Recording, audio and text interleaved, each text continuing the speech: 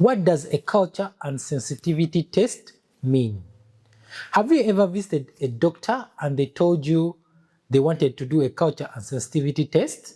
Or maybe you've looked at your laboratory request form and seen the letters CS written on it. What exactly does that mean? Hi everyone, I'm Davis, a clinical officer with over 10 years experience in outpatient care, and today I'm going to explain what a culture and sensitivity test is and why your doctor requests it and how it helps you receive the right treatment. Let's get started. A culture and sensitivity test, often shortened to CS, is a laboratory test that helps identify the exact microorganism causing an infection. That could be bacteria, fungi, or in some cases, other microorganisms. But it does not stop there. The test also shows which antibiotics or antifungal medications are most effective against that specific organism. Here's how it works. Your doctor first collects a sample from the area of infection. This could be a urine sample, a throat swab, blood, sputum, pus from a wound, or any other body fluid, depending on where the infection is. The sample is then sent to the laboratory. In the lab, the scientists place the sample onto a special gel inside a container called a petri dish. This gel contains nutrients that allow microorganisms to grow if they are present. The dish is then incubated under controlled conditions for about 24 to 72 hours, depending on the organism. Once enough growth has occurred, the laboratory identifies the exact microorganism causing the infection. But that's only half of the test. Next comes the sensitivity part.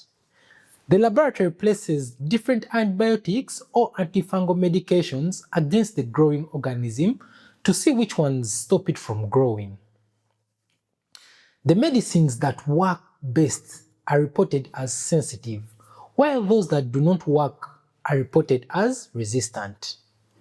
This information helps your doctor choose the medication most likely to cure your infection. So why is this test so important? Because not every infection is caused by the same microorganism. Take urinary tract infections, for example.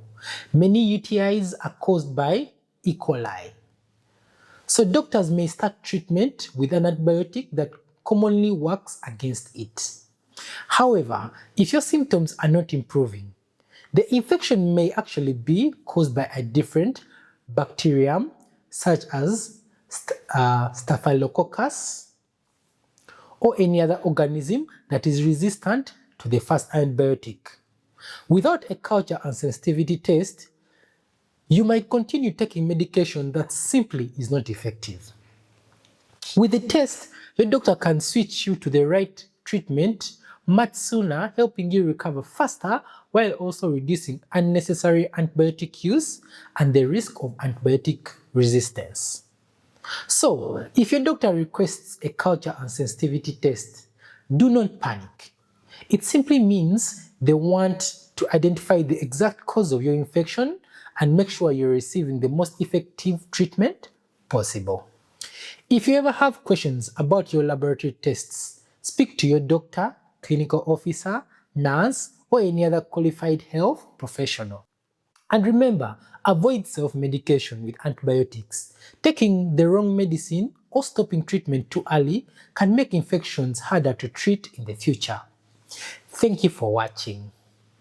If you found this video helpful, consider sharing it with someone who may benefit from it and follow for more simple medical explanations. Remember, this video is for education purposes only and is not a substitute for professional medical advice, diagnosis, or treatment. If you have any symptoms or concerns about your health, please consult a qualified healthcare professional. Stay safe, and I'll see you in the next one.